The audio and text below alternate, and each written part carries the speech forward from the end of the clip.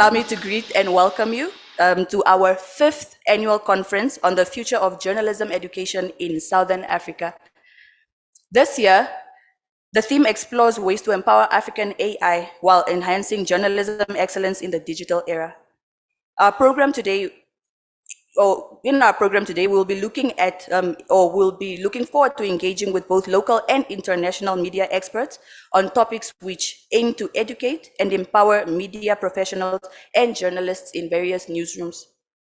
My name is Elizabeth Ipinge, and I am a project officer at the Namibian Media Trust.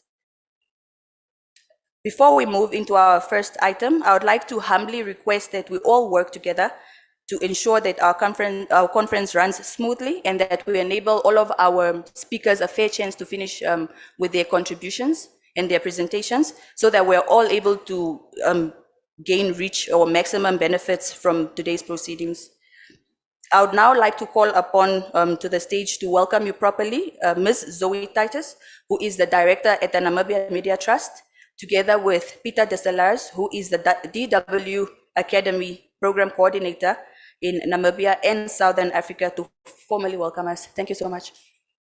We do have an online presence as well, so welcome to our guests online. We will proceed as we are waiting for the rest of our guests to just join us so that we don't fall back with time. Welcome everybody to the 5th discussion about the future of journalism education in Southern Africa. We've started in 2019, and I remember still that we were sitting before Corona physically with about 40 people in Lilongwe, and after that opened the Mtulankani House, the Misa Malawi Training Center, where they are operating from now and where we're actually going to be on Thursday. Yeah. So we've spoken in the last 5 years. We started with stories and skills, where we started to approach the questions of how do we give journalists the skills to tell good stories, looking at what is attractive learning, how can we integrate learning into the newsrooms, bring the industry or the media sector more closely to the educational spaces. We started talking a lot about viability of educational models. And then in 2020, our topic was truth. It was the first virtual conference in the first year of the pandemic. Then 2021, we looked at trust in the media, started doing it hybrid. And then last year, we looked at media viability mainly, and always with a focus on how do we bring these topics not only to the newsrooms, but also to the journalism education in order to make journalism education a power for viable, reliable, and high quality media. And now this year we're talking about artificial intelligence. Indeed we are. Come here, I think that's... Okay, this is not working, so I'm going to try the other mic. Yes, so, I mean, as per introduction, I thought, Peter and I thought to sketch that background, because it's important to note that, I mean, this partnership comes a long way. We've always wanted to look at the contemporary issues in journalism and media education, and to look specifically at how that impacts on journalists, media houses, journalism more broadly in Southern Africa. So our partnership spans 4 countries. Yes. Yes. And it's been a good partnership to date. So let's just acknowledge them by name. Welcome Misa Malawi, welcome Said in Bulawayo, welcome Namibian Media Trust, and I'm from DW Academy. So, Peter, when we had our initial discussions very early in the year, because we always go back to see, you know, what are the new lessons that we've learned after every conference. And last year we agreed that we have to start much earlier, much earlier with our planning.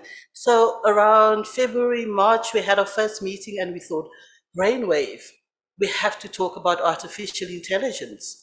And we thought that this was going to be a groundbreaking conference, because we would be the first ones speaking about artificial intelligence. But lo and behold, I think there have probably been about 100 conferences on artificial intelligence since then. But our emphasis, again, as I said, as how that impacts journalism, and particularly journalists in Namibia, Zimbabwe, Malawi, and the broader Southern African region. And I think also what I always find important is that we also connect it back to journalism education. Yeah. Because I think when we're talking about AI, and yes, everybody's talking about AI, but I think you need to talk about AI with a very special focus from where we are standing. Because I think you have a lot of content around AI that looks at Europe, that looks at the US, that also looks at journalism. But if we see where the bulk of that discourse lies, it lies within the US and Europe, and it does not. We do not have a lot of genuine developments in the global south, particularly not in Southern Africa. Yes, we have a couple of startups that start trying to do, for example, developing large language models in languages like Zulu, but there's still a long way to go. And I think this will impact us, so we need to talk about it and we need to understand it in order to be part of shaping this and I don't want to say control it, but to make it useful for us. And I think that means involving not only seasoned media professionals, but also learning media professionals, whether they have a lot of experience or little experience, whether they're in university or already heading the newsrooms. I think we all need to learn how AI works. And the best way to do that is to discuss it, talk about it, report about it, and experiment with it. And then, very crucially, reflect on what that does to us, to our journalism, and to our audiences. I fully agree with you, Peter. There's a lot of fear around AI, a lot of misunderstanding and misconceptions. I think this is a big learning curve for everyone. So that experimentation is hopefully going to lead to some solutions that is going to add value to the journalism that we do. And journalism education. But I think, and I hope that today, when we are tackling this very, very important topic, that we also think about the broader political economy around AI and look at issues like who is leading this discussion, how is this discussion being framed. We have to be very open to this concept of digital colonialism. The data is being mined by big tech in the north. Here in the global south, we are at a disadvantage. But even whilst we are, and it becomes an issue of data extraction, and it's our data that is being extracted that we are not in control of, in the same way, in many instances, that our natural resources are being extracted and we're not part of that conversation. But maybe I'm veering off the topic a little. But maybe to stay in that pollution will also be part of the pollution. If we're talking about extractivism. Yeah. Because, I mean, we've seen already people that have experimented with video-generated AI of President Hichilema of Zambia, saying he won't run next term. So we are seeing a pollution of the information environments with artificial intelligence-generated faked images, fake videos, etc. So I think in order for us in Southern Africa to be able to work with that, to understand, we need to understand it. We also need to be able to see it when it comes our way. We need to be sensible about it, and we need to be able to shape it and to work with it. I don't think there is an option of saying, no, we don't want artificial intelligence. It is here, but I think we do still have an opportunity to be part of where this development is going, and to also positively contribute to it, and also to understand and shape it and govern it to a certain extent. Yeah. So I think we need to wrap up, Peter. Are we on a okay? We're on a tight schedule. Yes. So I mean, I fully agree with you, and so I'm hoping then, as a final comment, that we are not rushing and saying that, you know, the rest of the world is leaving us behind.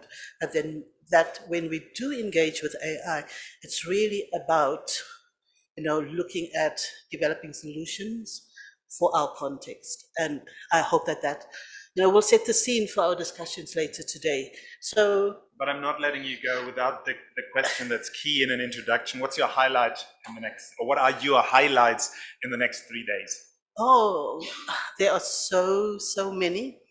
I'm very excited about our first two speakers, Kristophina, Shilongo, and Dr. Gregory Gondwe.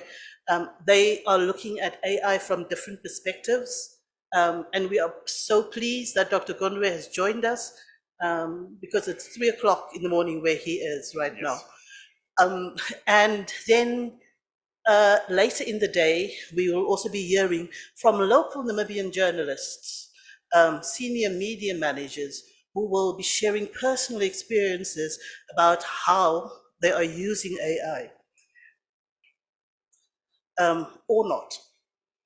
And the challenges they have with AI. And then probably one of the biggest highlights for me, just in today's program, because there are many further down the line in the 2 days, is the discussion we're going to have with Charlie Beckett on the report, the global survey that was launched last month. I think it's very insightful. I think gives us a lot of food for thought. I'm excited about it. I'm also really looking forward to hearing about Alice. Oh yes, Alice. So tomorrow we'll be hosting the conference from Bulawayo in Zimbabwe. And one of the main experiences from site is that they've actually experimented with an AI-generated news presenter, which I'm really curious to see how that works, what the value of that is, and what the experiences with that is. And then looking at day 3, Lilongwe, Misa Malawi, I'm really looking forward to 2 aspects. One is vernacular languages, Chichewa in particularly, where Misa Malawi did trainings in Malawian languages.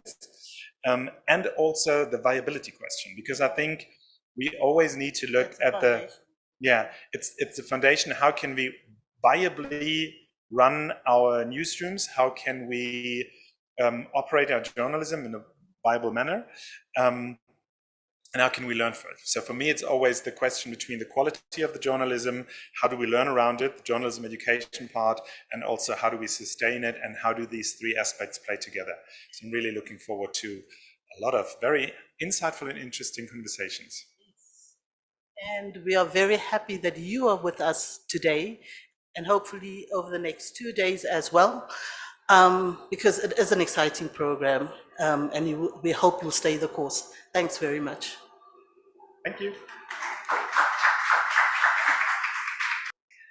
Thank you so much, Zoe and Peter, for that lovely welcome, and also for the insight on how this initiative came to be, and also for giving us a glimpse of what the rest of our day will look like. Up next, I'd like to welcome the lovely Nina Katangana, who is a broadcaster with the Namibian Broadcasting Corporation, and she will introduce us to her panel and also ease us into the discussion, which will be on empowering African AI, enhancing journalism excellence in the digital era. Thank you so much. This is the first day of the Empowering African AI Conference, and of course, I'm your moderator for the session, Nina Katangana. Zoe and Peter said a lot in the 20 minutes allocated to them, but something that 2 pointers that I took from what they said is, of course, that there's a fear around AI, even the discussion around AI, and I think that fear stems from people not knowing what AI is. And then for those who do understand it, there's also a fear because they're wondering how far-reaching its implications upon implementation would be, especially one amongst the workforce.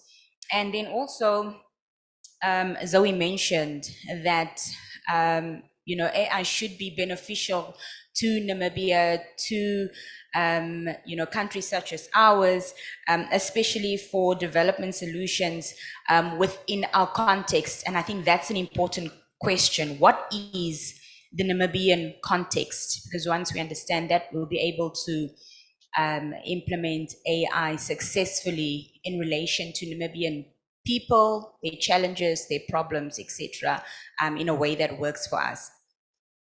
I think it's quite befitting that the opening session is a virtual one this morning. I like to joke when I moderate. Well, it's not really a joke, it's the truth, that when I do moderate, I like to speak in the most layman of layman terms. I think it's important because we always speak of inclusion, that people understand what's being discussed on platforms such as these. And I know that when you speak on a topic of this nature, it can become very technical. So I do promise that I'll try my best. I don't know if I'll succeed to keep the conversation as simple as possible for all that's watching and that will watch, afterwards, and to be able to understand. So we've got two panelists joining us via Zoom this morning. First, we have Kristophina Shilongo, who is a researcher. She holds a master's degree from the London School of Economic and Political Sciences, focusing on data and society. She also holds a bachelor's degree in communications from the Namibian University of Science and Technology.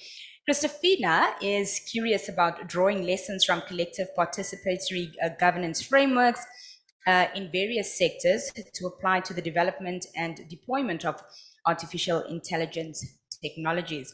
She's also a Mozilla Senior Tech Fellow, and she aims to provide policy recommendations that will align with or offer alternative approaches to the African Union Data Policy Framework Implementation Plan, and when possible, to national data policies and regulation across the continent. Recently, Kristophina participated in the consultation process for the development of Namibia's AI policy. Kristophina, good morning and welcome to you. Thank you so much for joining us. Morning, and of course, Nina. we're joined. Thank you. We're also joined and graced with the presence of Dr. Gregory Gondwe, who is an assistant professor of journalism studies at California State University. He's also a 2022-2023 Harvard visiting scholar. He studies emerging media trends, particularly in Africa, and the implications on society. His current projects investigate how people in sub-Saharan Africa use social media to build online communities, evade government censorship and surveillance, and navigate biased social media algorithms. Earlier this year, Dr. Gondwe published a paper titled Exploring the Multifaceted Nature of Generative AI in Journalism Studies, a typology of scholarly definitions. This study aims to provide a clear understanding of how generative AI is defined and used in journalism. Dr. Gondwe, good morning. Thank you so much for joining us. I understand you are up very early this morning to be with us. We really appreciate that. Yeah. Just as a starting point, perhaps this morning, I'd like you each to just briefly outline what AI is and what its benefits are for society and journalism specifically. Kristophina, the floor is all yours. Let's start with you. Hi, Nina, and hi, everyone. Thank you very much for this opportunity and for the invitation to join this very important conversation. I'm sorry I couldn't join. I mean, I usually live in Namibia, in Swakopmund, but today I just attended the Mozilla Foundation festival in Kenya. So I'm in transit on the way back home. Nina, that's a very important question, but also a very difficult question and something that has been debated about a lot. What is AI? I just came from this festival where we had various sessions, and one of them from the Common Voice project with the Mozilla Foundation, where they're collecting voice samples from indigenous, and when I say indigenous, I mean African languages. And so, like, the question of what is AI always comes up. So sometimes people define it as artificial intelligence, made-up intelligence. But I think that question is important. There isn't a specific answer, but it's important because of the way that how we define it determines our approach to it. Peter and Zoe mentioned the fear of AI. And I think when people define AI as replacing human beings, we go into this like existential crisis of like, oh, we're going to be replaced by machines. But when we approach it as a tool to advance, like, certain sectors, to help alleviate poverty, just a tool to advance like human society, I think then we approach it from a different perspective of, it can help journalism. We've seen, it can be used to collect data for, certain newsrooms. It can be used to, aggregate certain like data and see like how the issues that are emerging from that. So that like the way that we define it depends on how we approach it. The use of AI in journalism, I think there are many users. There's a potential for many users. On the one side, there's a fear that it will replace journalists. And I think that fear that it will replace is unfounded, because I think that what it's doing is just polluting the information system. We've seen in the case of misinformation and disinformation with generative AI such as ChatGPT. It's taking the most vulgar, text and then like exacerbating or like highlighting that instead of like what is real and what is might not be, what is true but might not be loud enough, so to speak. On the other end, it has made like reporting easier. People don't have to read massive amounts of documents and resources. They can be summarized and synthesized for journalists. ChatGPT is not that bad, because I think the role of journalists is to make sure that people also understand emerging issues, and one way that models like that have assisted is that it's able to like explain things in lay terms, and so that you take it up. If you type in, I don't know, what is happening in the world now in terms of malaria, it could give you a very, a short summary of what is happening, and then you do further research. So it can assist us in bettering our sectors, in bettering our industries, but there's also, that fear. So I don't have a definite answer, but, I think there are potentials for AI. Thank you. Dr. Gondwe, your perspective? Yes, I also agree with Kristophina. I think, or personally, I treat AI as just a tool as opposed to, trying to define it. Because most of the definitions I've found actually take it a negative approach to that. They'll tell you about the bad things that would come or that are attached to AI, which is also true. And that's the reason I think we are also gathering here to understand ways or responsible ways to engage with this animal called AI. I don't want to call it animal because it also puts a negative connotation to that. But I find it as a tool, just like most people might have a tool, say Alexa in their homes, and they'll say, Alexa, I won't be home at this time. I want you to turn on the lights. And Alexa will do that at their time. And I feel like that's the way we have to approach, at least in journalism, in the sense that it's going to help us in placement of situations that we've always had when reporting. What do I mean? What I mean is that, as journalists, we know accuracy is one of the values. We want a perfect product. We want things that are actually good in themselves. And humans are prone to mistakes. There are many times we've actually, as journalists, made mistakes. I'm not suggesting that AI cannot make mistakes. I think it can. But, every time we're looking for ways to enhance and also maybe perfect our work, our quality. The question is, how do we make it good, not for us, but for the audience? I think also those are the things that we need to be considering when one, defining AI, and also when understanding when and how to use it in our field as journalists. Thank you so much. Just a note to all our online attendees, of course, we know that you want to be part of the conversation, so please do filter through your questions or comments to Kristophina or to Dr. Gondwe. And at the end of our discussion, I will then provide an opportunity to relay your questions and comments to them. So as We are engaging one another. Please do come forth with your questions in the meantime. Christina, I want to talk specifically about, key challenges and opportunities that exist for African countries when it comes to harnessing AI and data-driven technologies for specifically sustainable development.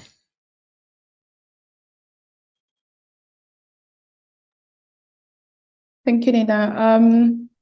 I think the most permanent challenge that we've seen with AI is bias and discrimination. We know that the data that is collected often is not representative of certain communities and societies, specifically African societies. And when they are represented, they are obtained in very questionable ways. So they're extracted without, these societies benefiting economically, also, in any other way.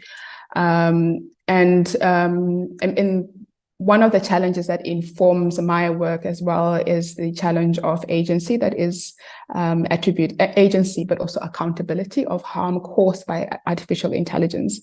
So by agency, I mean, do people know that a certain tool that they're using is AI?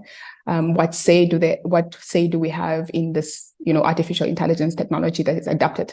Earlier in the conversation, Zoe and Peter were talking about what type of AI we can use and adapt into our societies. I think people should have a say into which tools are deployed and used in our societies and how they affect how we relate to each other in our economies. And the question of accountability is that when we develop these tools, or when builders develop these tools, sometimes they are going to cause harm. Sometimes they're going to discriminate against some populations or communities. Sometimes they're going to have unintended consequences, which no one intended for them. But even if that happens, someone should be accountable. We've seen with Facebook, misinformation leading to electoral violence. Who's accountable for that? They make money because of engagement, but people lose, their livelihoods because of violence around electoral processes. So in terms of that, I think tech builders, big tech, should be held accountable. So that's one of the challenges that we have right now in terms of in Africa, for instance. Just earlier this year, we saw with OpenAI, where they, built this model of ChatGPT that was, groundbreaking, but in terms of how they got to there is that they exploited workers in Kenya, of paying them less than $2 an hour when the minimum wage in the US is $14. They didn't have any sort of mental health protections.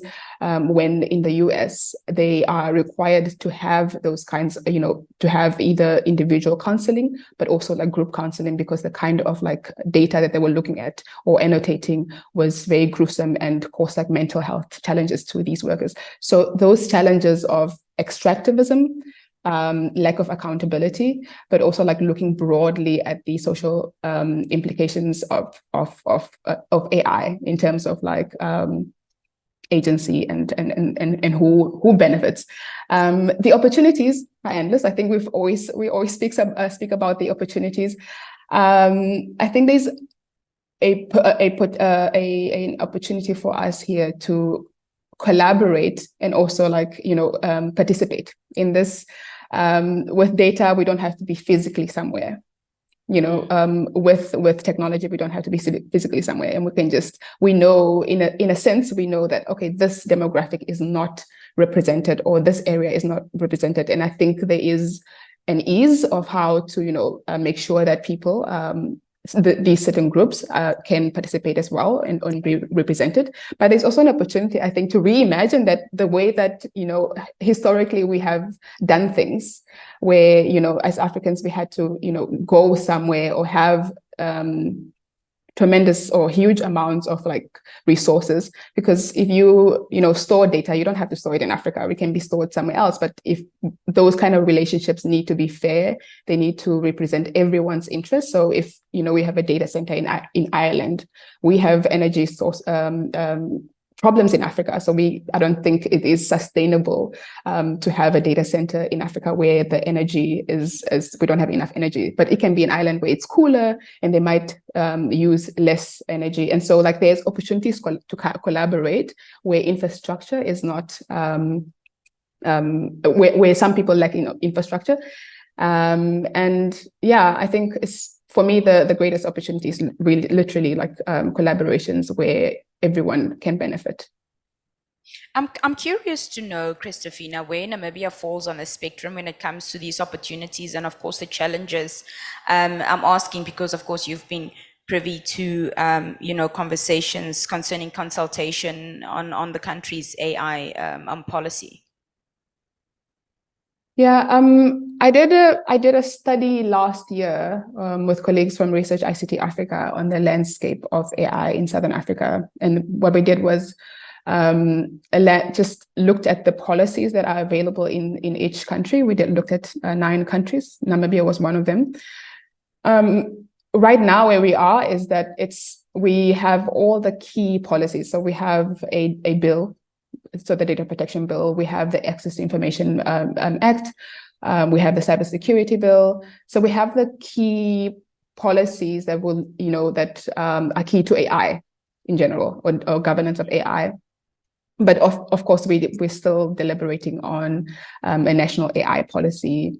In terms of the bill, I think there's also this, this contention between like individual rights and individual data protection versus like collective data protection, and this comes all from GDPR in the EU, and so we're all discussing these kinds of issues. But I think, and I must commend the government in its willingness and its to take up these issues. But of course, I think what we are experiencing right now is just a major influence from the EU, and those kinds of policies that are working from the EU are not working, that are in the EU are not working for the EU, and we're just, taking them blindly. Another issue that we have is, I think, this thing of prioritizing economic interest over any other kind of interest. So I think in terms of, there's a project that Mozilla is currently like undertaking, which is called the Common Voice Project. In a sense, what it's doing is collecting voice, it's collecting accents, it's collecting language, mostly Kiswahili, and those kinds of things are beneficial. I think maybe mostly socially, and right now we don't see the economic benefits of it, but we could, as a country, benefit from our local languages being on the internet. We don't see it because we speak in English. We think that, okay, for business, we need English, but those kinds of, collecting data in Namadamara, in Oshiherero, in Oshiwambo, all our local languages, I think will have there are opportunities in that for us as a local economy. And I don't think we see that we're not fully embracing the potential in that. Yeah. And of course, a conversation, of this nature cannot be had without highlighting or mentioning the reality of the digital divide. It can't be overlooked with discussions of this nature. So how can African governments and organizations ensure that AI and data-driven technologies are, of course, accessible and beneficial to all parts of society, of course, including marginalized communities, Kristophina? Yeah, that's a very, very good question. One is you spoke about accessibility just now, and accessibility isn't a question of language. It's a question of infrastructure and resources, and like seeing each of us as differently abled and existing in our societies as unique, but also part of a collective. And so I think the challenge that I see right now is the exclusion of different voices. So certain groups, for instance, are not represented in these consultations when we talk about AI or when we talk about digital. The biggest issue now is that I think a report that came out not a report, I think it was a statement made by the Deputy Minister of ICT in Namibia, saying that only 49% of Namibians have access to the internet. that is worrisome. So if we are going to sit on global stages and complain about underrepresentation, we should also, have that platform for us to be represented. So we are underrepresented and not represented at all. Like we don't have the platform to do that. So in terms of like infrastructure, I think that's one of the most pressing issues right now. So just like internet accessibility.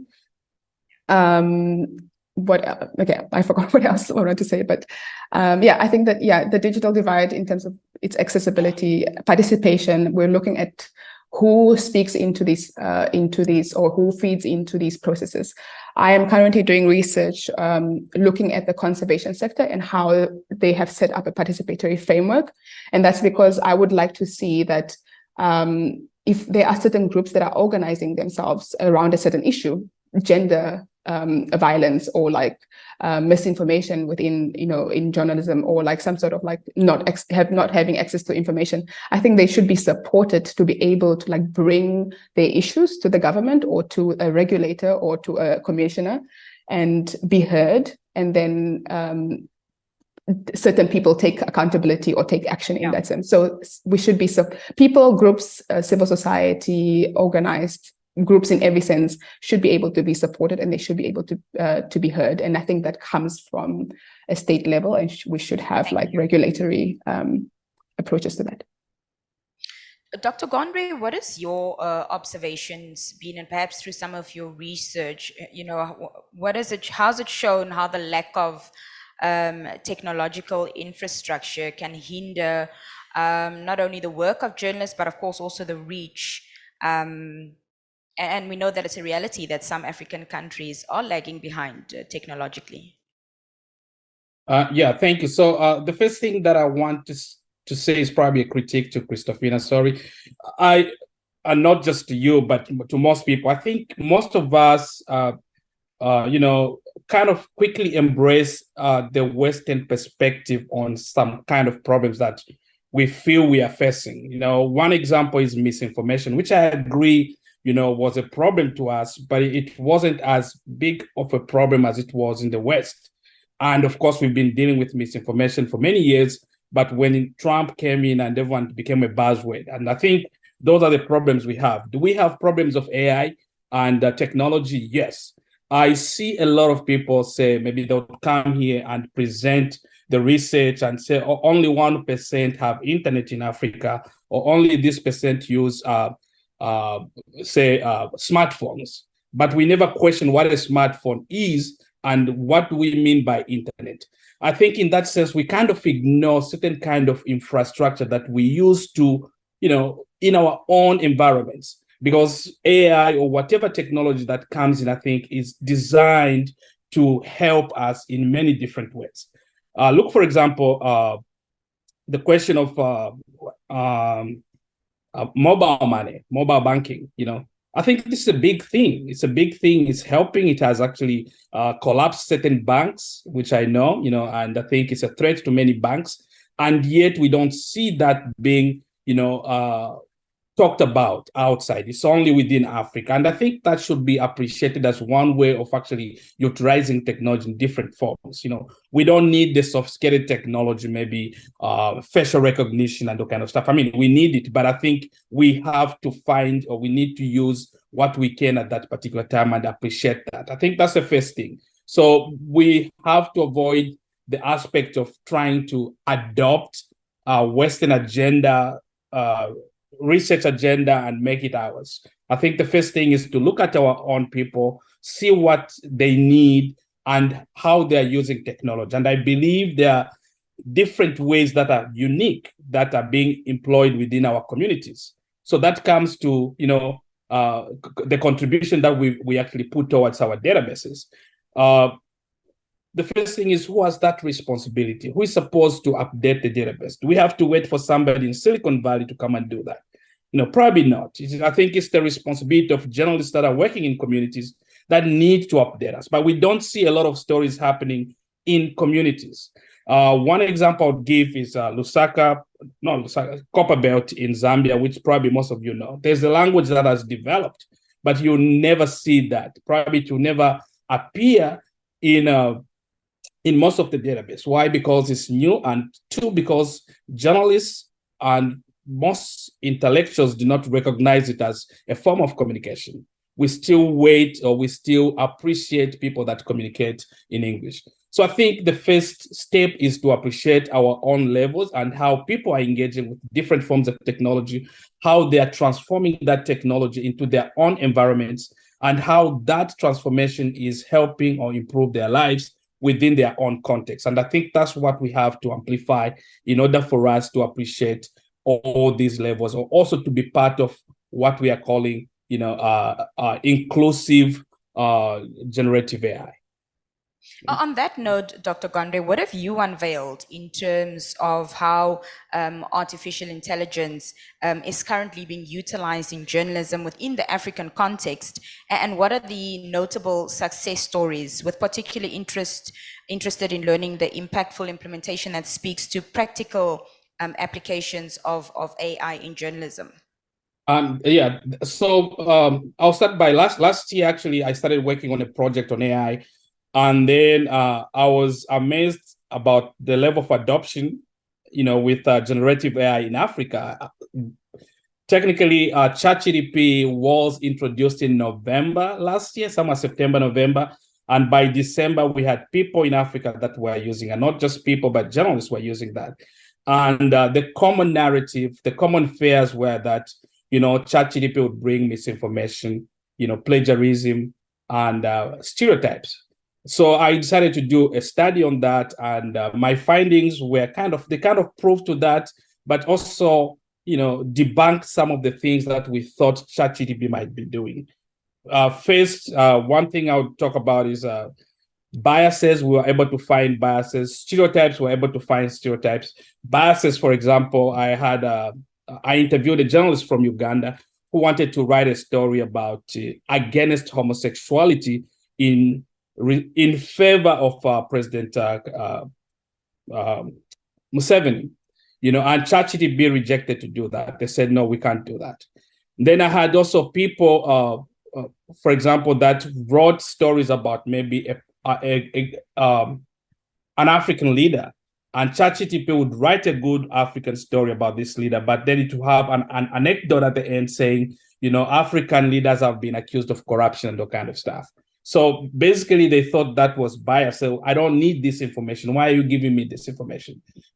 And then when it comes to also plagiarism, some journalists said, yeah, we could have used it for plagiarism, but I don't think it has enough information to give us stories that we want.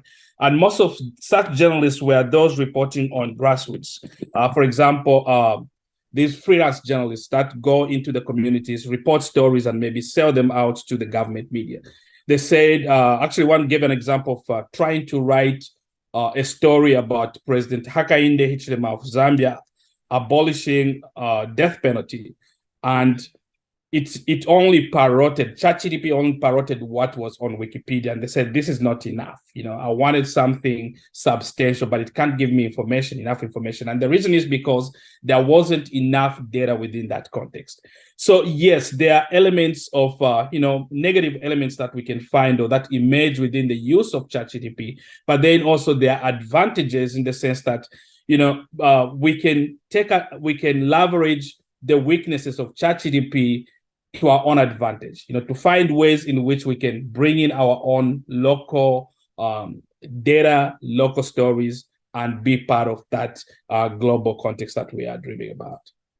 Thank you so much. I actually did want to touch on your research and findings of your ChatGPT study and findings from that.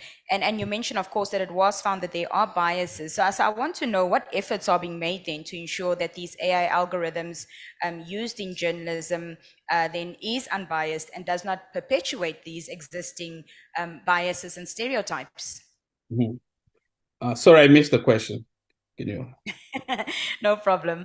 I was saying that you mentioned, of course, with this research that you did, the ChatGPT research and study that you did, you found that, of course, that there are biases and stereotypes. So I want to know what efforts are being made now to ensure that the AI algorithms used in journalism are unbiased and, of course, do not further perpetuate these existing biases and stereotypes.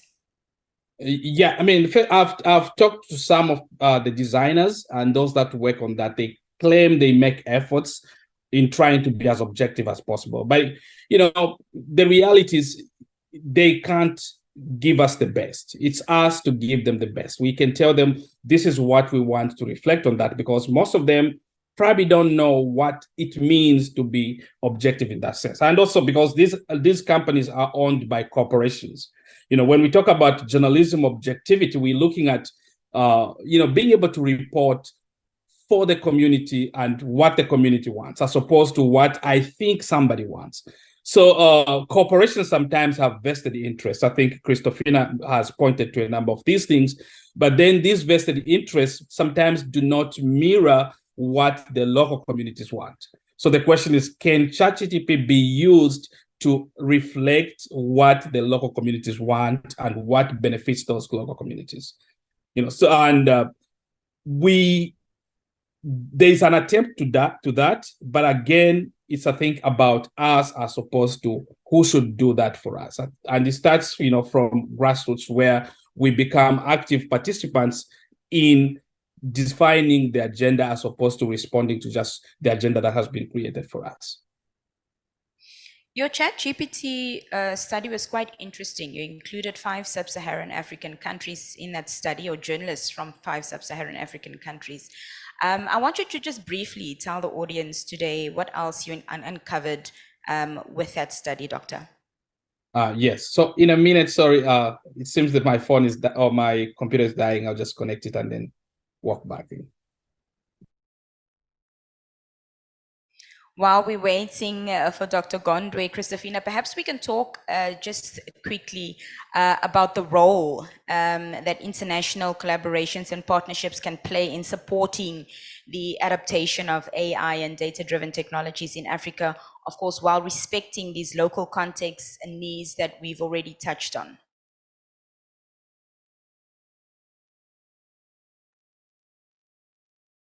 Yeah, I think, Nina, that question Dr. Gondwe mentioned slightly, I think it's just a matter of respecting local needs. I think the question of like things that work that are not, artificial intelligence based for local communities is not a question of either or, like either artificial intelligence or non-intelligent, so to say, based solutions such as like mobile money and so forth. So I think, in terms of like how international stakeholders can assist in this is identifying the local needs, not ignoring the local context. I mean, what works in Europe doesn't always work in Africa or anywhere else in the so-called global majority. And just meeting people or us as communities like where we are. I've seen, a tremendous amount of like partnerships at work, people who come into communities and work with these communities instead of like, taking from them. I think that we have a global issue of companies and institutions in the global minority who come into these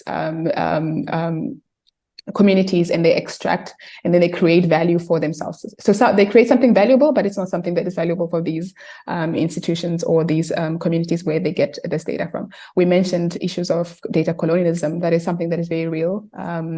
It's not something that is starting now with artificial intelligence. It's something that has been in existence in research in general, just in the way that we collect data, in the way that we use data. Is that we collect this data and then it's used somewhere else. I think maybe just to give examples, and I think it's always useful to give examples. We've seen with the local, the Common Voice is the project is supported by the Bill and Melinda Gates Foundation.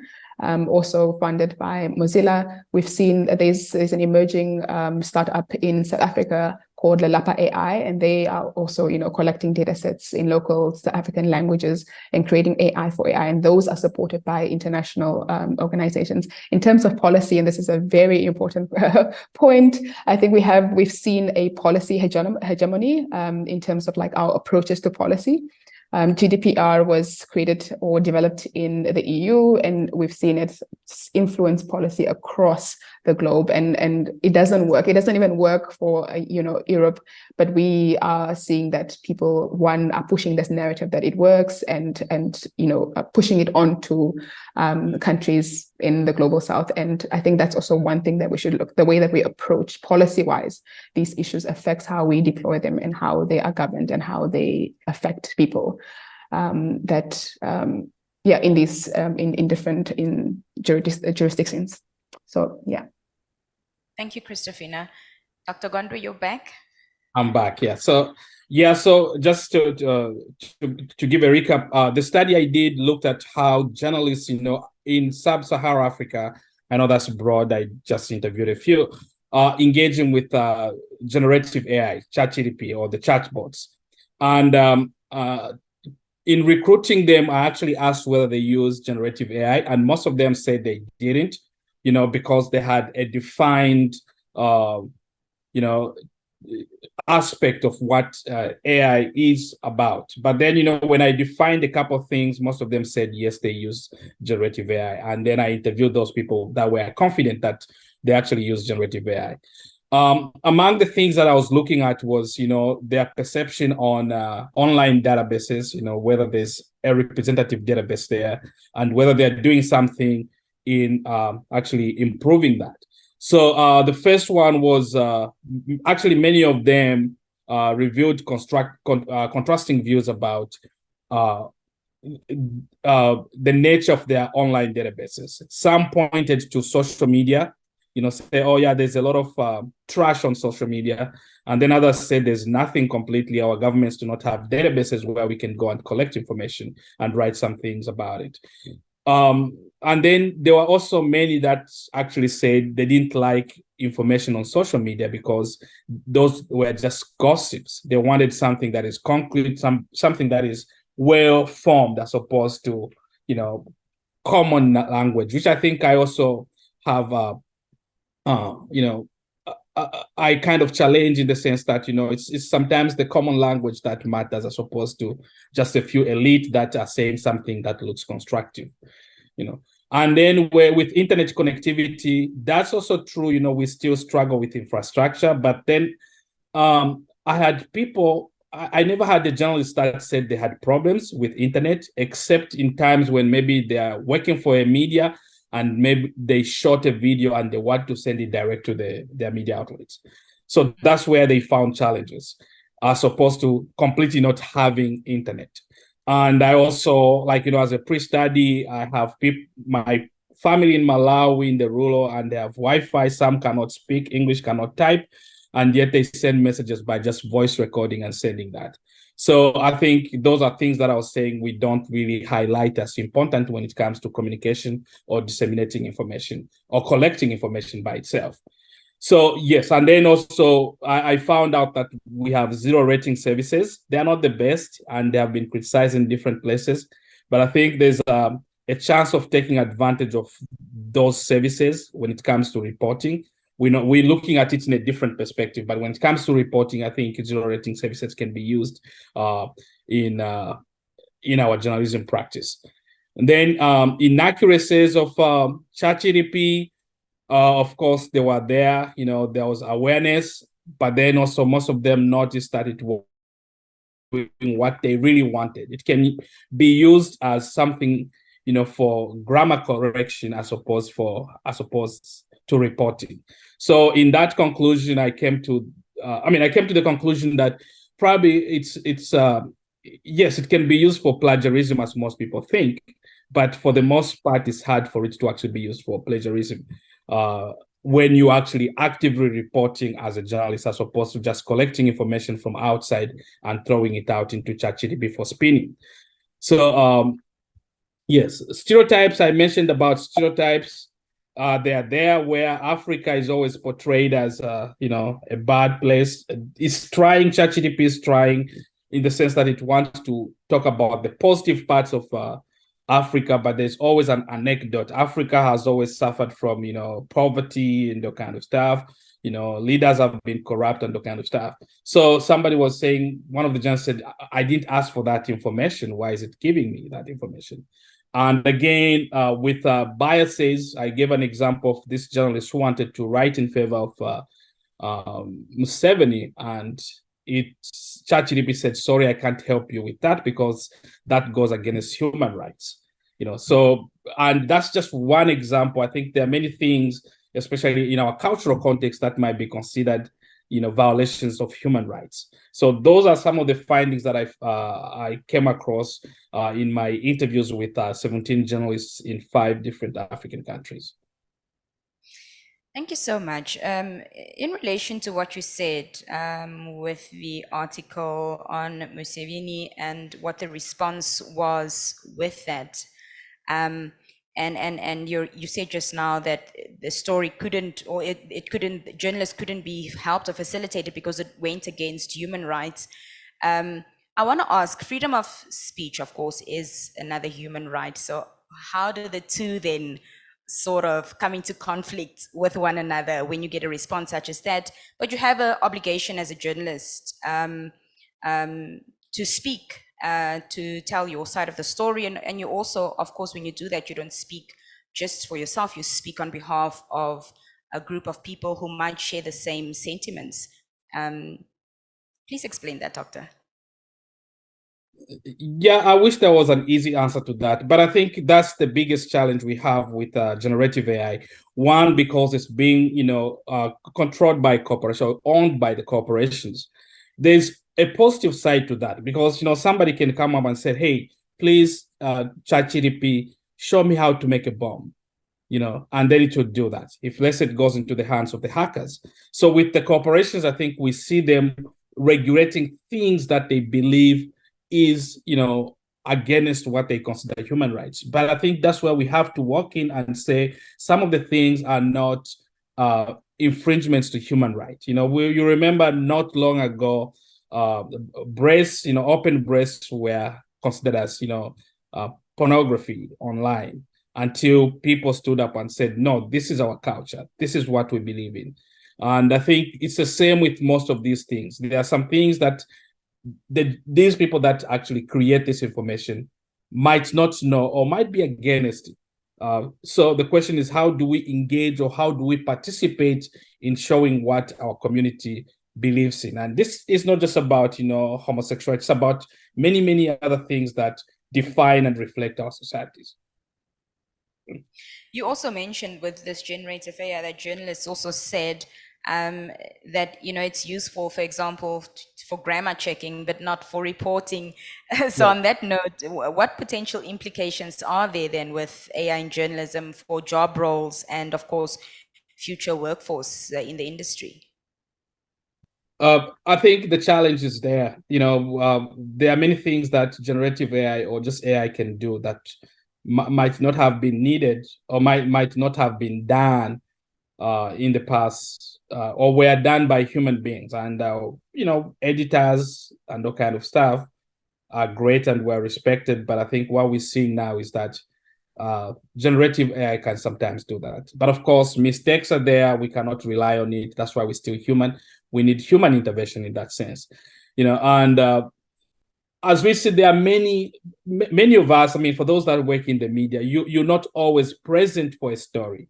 Most of us that have worked in the media or work in the media know that sometimes you have to take a story from a different media, or you have to share those stories and you rewrite it in your own ways, But this time, if sometimes you needed maybe 3-4 journalists to monitor that kind of information.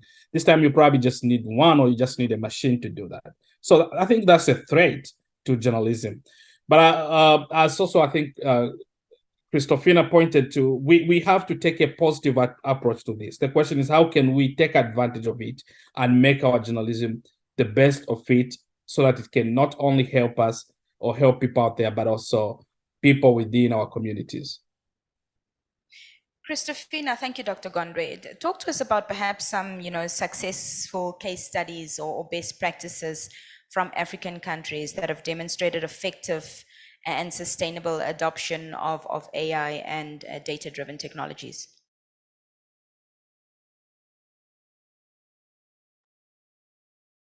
Yeah, that is, okay, I have to think about that one. I mean, I think right now the very one example that I can think about off the top of my head is Lalapa AI in South Africa that is currently collecting language data sets. Those are used for large language models. The other one is the Common Voice as well, which is also a large language model. But in terms of, I'm not very, I can't think of any other examples on the top of my head right now. Yeah. Is that because there's so few of them, Kristophina? I don't think there's so few. They're grassroots kinds of projects, I think. And they also, that's the thing with AI. I think we had a conversation before this. It is quite diverse, being used in very different sectors, in environmental, in journalism, in so many industries, in so many sectors, I think. But there are examples. I'm very sure there are examples. I'm sure of this because there's so many organizations that are funding and seed funding initiatives from the African continent. I've seen the IDRC in Canada also funding climate change initiatives. Mozilla also is funding a number of initiatives in terms of like education. I'm not sure about their names, but there are initiatives that are using AI. There are obviously challenges because we don't have the regulatory frameworks in terms of data protection. So how are people protected if their data is collected, or in terms of accountability? So if harm is caused to them, how do you get redress, and so on and so on and so forth, and protecting human rights. But I am unable to give you any other examples, unfortunately. Dr. Gondwe, you were agreeing with Kristophina there that these, projects that she would come to mind are mostly grassroots projects, and you nodded your head there. In your experience, of course, that's true, but do you have any success stories then that you can think of and share with us? Yes, I do. First I'll start with common research. People have done research in government media, and they believe that most government media might have financial support for that. And they say many people do not have financial support to sustain AI projects. But just as Kristophina said, I think there are a lot of grassroots projects there that have not been documented. I have a friend working in Geita, Tanzania. He started his own small TV station, and also he actually has a news media outlet where he reports stories within the local communities, and he's been able to employ 2 people. So through the ads, and also he's selling those stories to the government. So the government actually of Tanzania gets stories from him and reports on the national media. And I also have a friend here that I just interviewed recently on, he's an exiled journalist, and he's now doing that using, generative AI to expand whatever he has been doing. Not that he's never been doing that, but I talked to him and he said, it has just been a game changer in the sense that he doesn't have to put in much effort to do what he was doing just maybe 6 months ago. So today he's fully engaged with the community in his rural homeland country, and he's actually getting in good information and also providing substantial information with an extended number of followers that are listening to him, not only in his homeland country, but also across the globe. Thank you so much. I want to say, Nina, yes, I just remembered a few other, I can't mention their names because it was the study that I did last year, but in the study that we did identify case studies actually, and they were in different sectors. One that I can remember from the top of my head was Fundamount, which uses it uses like text or data analysis. So it studies the student and how they respond to learning material, and it responds in the way that student learns or absorbs information. So the learning style of the child. So they're using it to provide like extramural, support or after studies support to students.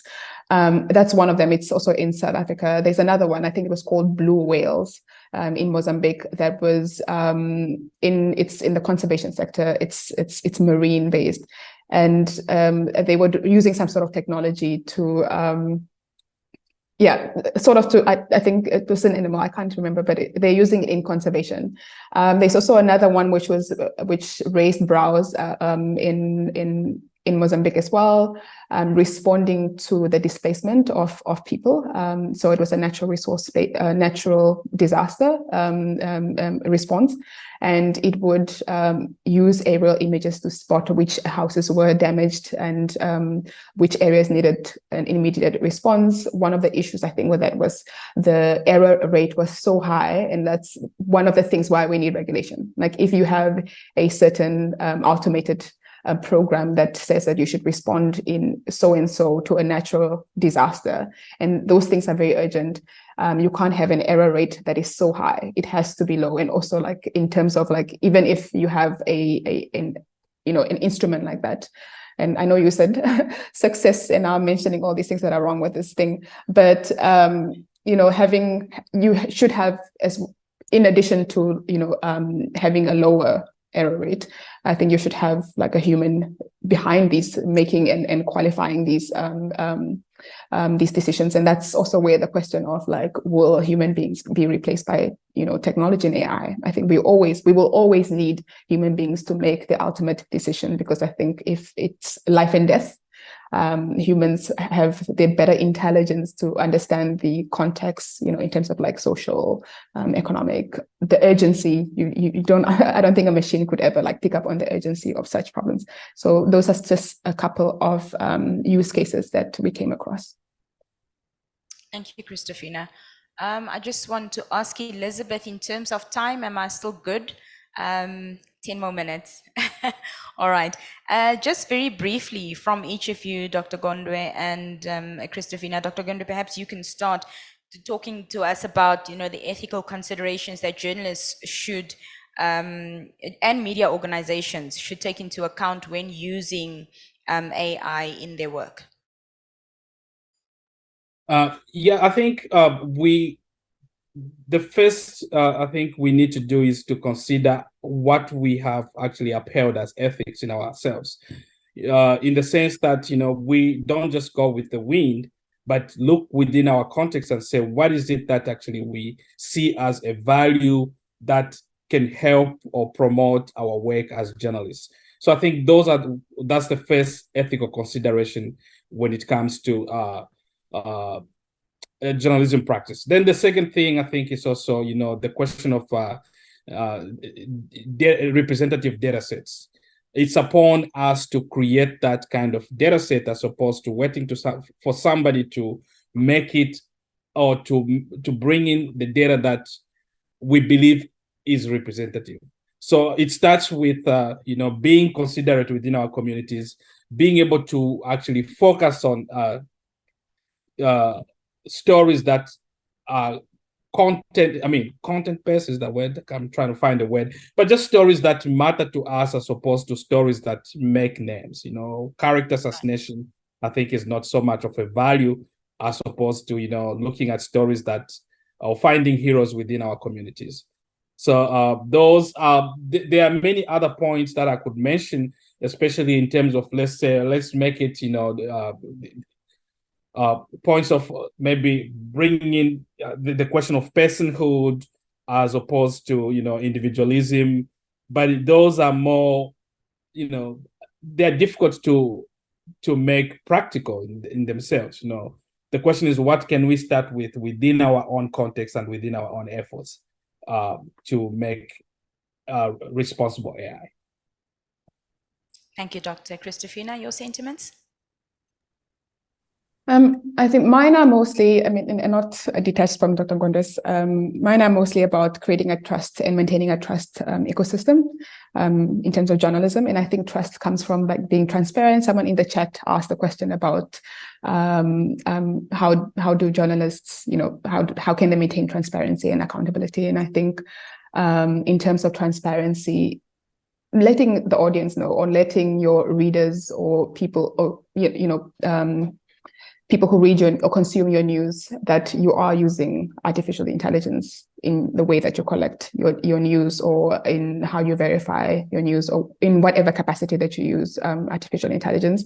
Accountability, if your sources are wrong, I think if the consensus now is that sometimes our data is not representative, it means that our reporting might be found wanting. So be accountable and just make a statement that we were wrong, we used this artificial intelligence tool and we got the wrong information. Just plain old traditional accountability. And localization, I think, and this ties together with advocacy. So, in terms of technology, a lot of people have been using content moderation, or Facebook's content moderation. And I think one unfortunate responsibility that falls on journalists in the global majority is that we also have to advocate for these tools to be improved and to become better.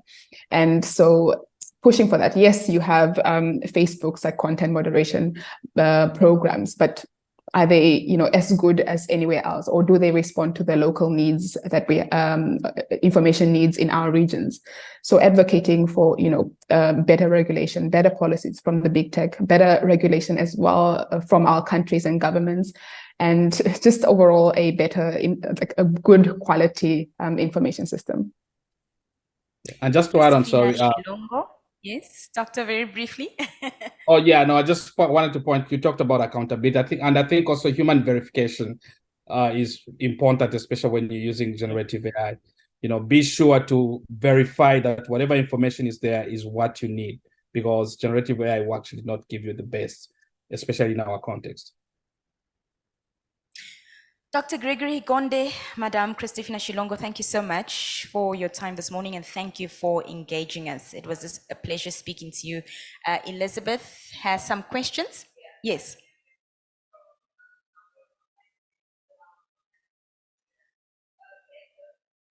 From the House as well. So maybe I can just go over the questions that we have received online, and while we still have our speakers so that they're able to address the questions. So this one goes to Kristophina, and it is from Dapanda Nekongo. It reads as follows. How can news organizations and journalists make sure that their use of AI is transparent and accountable? I'll just read the second one as well. The second question is from Gilbert Moyo rather, my apologies. And it reads as follows. How do we balance the usage of AI and our ethics as journalists? Well, Kristophina, I think you heard that question, and Doctor as well. I think you both touched on it already, but perhaps just to appease our online attendees, please answer those questions. Kristophina, we can start with you. Thank you. Yeah, I did touch on it, and it's a very important question, because I think the challenge of AI is about protecting human agency and like avoiding discrimination and so forth. And so in terms of transparency, I think the question is just always letting people know that you are using artificial intelligence. I mean, it's very hard, because also like text predictability is artificial intelligence, and that's something that is just like accepted now. But I think in terms of like, if your research is based on a chat from like the GTP models, I think you should let people know about that, and that you're adapting this. I think maybe perhaps Charlie Beckett will be able to speak more broadly about what kind of like measures, transparency steps or measures are taken by journalists and journalism organizations. Accountability, what I said, just being accountable and offering recourse. I think this is a practice that has been done by journalists across for years now, and maybe the journalist on the panel can be able to shed more light to that. Dr. Gondwe, do you remember your question? Do you want Elizabeth to repeat it? I remember the general part of it, yeah. Yeah, but I think I'll just quickly jump to that. I think at the beginning of the session, we talked about, sorry, losing my point. the idea of having, I mean, considering AI as a tool as opposed to, you know, something that is coming to be, to take over anything from us, you know. And when we consider it as a tool, it's like, you know, having a knife in your house. It can either be bad or you can use it for cutting, you know, your stuff and use it for that betterment. So basically a knife by itself, you know, cannot, it could, but it shouldn't operate by itself. There should be a human being that is controlling that, you know, a human being that is verifying that what it's cutting is actually what is needed. And I think that's the same with AI, and especially when it comes to generative AI. You know, we use it, but at the same time, we are fully engaged and participate in what we actually putting in and taking out as a byproduct of what we need. Thank you. Perhaps there are any. If anyone has a question within the room, now is the chance. Okay, we have a hand at the back. Can we have a mic? Morning. I'm Dwight. Dwight, can you just stand for us? Okay. And introduce yourself. Thank you. Morning. I'm Dwight from Eagle FM, a local radio journalist. The question of AI use. I know that we started off expressly on journalism education, but we have a lot of information around us, because the understanding would be that we only access information from sources, from local community, from the environment around you, but the environment is now a completely hybrid one. Meaning, I'm someone that consumes a lot of YouTube, and because there's a lot of thinkers out there that you don't find in Namibia, just like Doctor would be, potentially, because you know, professors and academics from across the world give insights. The discussion I actually want, or the question I have is, there are so many AI-generated content based upon conversations of everyday importance. Things, for example, from the Ukraine conflict, and you get into things like understanding economics, then you get to things like understanding social structure, anthropological studies, and the likes, which are all my topics. But when you look at all those particular things, most of them can be AI generated, because when you see technically fake, in inverted commas, content, it's not fake, but the content is the other thing that you've got to sort of like discern. How do you actually try to legitimize that particular kind of production? Because now you're just talking about factory production versus what we've as journalists and media professionals have to do. There is someone that literally generates a thing versus a machine that just can spout out 5 statements a day, 10 videos a week, and that specific kind of level of production. Because I usually look at things from level of production versus what's in the production. So that's just the particular question. I know it's a bit of a loaded question, but thanks, guys. I think Dr. Gondwe, if you'd like to answer that question, and that'll also be the last question we take. I understand we're completely out of time. Okay, thank you. Yeah, so I'll try to be quick.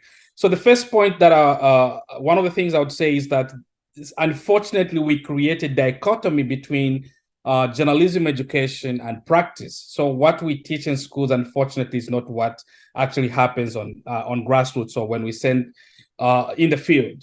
But getting to your question, we don't have, you know, a very definitive answer, in the sense that we cannot point to one thing as one of, you know, as the ultimate response to your question. In my opinion, I feel like this is where expertise is called upon. You know, we cannot be experts in everything. And what I mean by expertise is, let's say if you decide to pursue stuff on economics, I think you need to be an expert in that, in the sense that you don't just want to believe in what you are consuming, but you are actually exploring and doing some research to verify whether the information you're consuming corresponds with the reality. And I know not everyone does this, but I'm speaking in terms of, you know, one who is maybe, if let's say you are a teacher and or a journalist, because that's your responsibility to look upon all those things and say, I think this is wrong, this is right.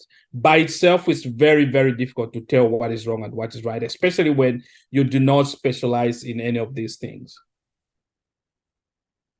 Thank you so much, Doctor. And thank you so much, Kristophina, once again.